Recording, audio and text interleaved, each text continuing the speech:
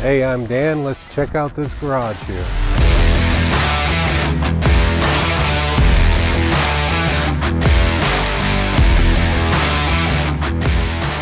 Well, this garage here is actually built for my sister. She's moving up here in a couple of months.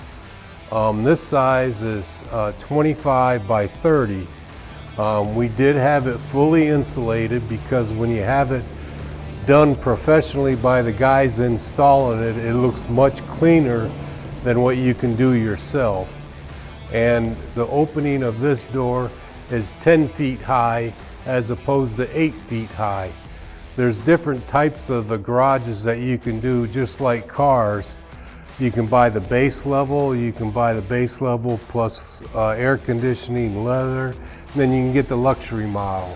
I would consider this a luxury model because we put the insulation in, and it's the extra thick steel and the higher doors, the customized doors for it.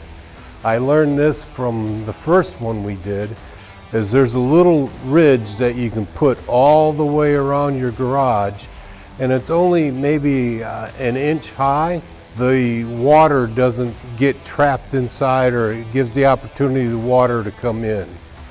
Well, the one thing also you can do to make it your own is you can put the different colors. Her house is going to have a little bit of blue in it, so we did add the blue, and it has a gray trim, which I think makes it look a lot more, I guess, beautiful for a garage, if you want to say that.